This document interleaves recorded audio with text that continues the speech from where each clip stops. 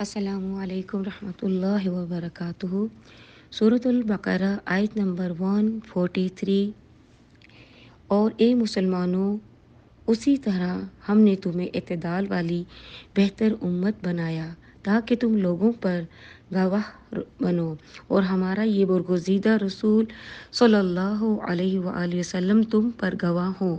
اور آپ پہلے جس قبلے پر تھے، ہم نے صرف اس لیے مقرر کیا تھا کہ ہم پرکھ کر ظاہر کر دیں کہ کون ہمارے رسول صلی اللہ علیہ وآلہ وسلم کی پیروی کرتا ہے اور کون اپنے الٹے پاؤں پھر جاتا ہے۔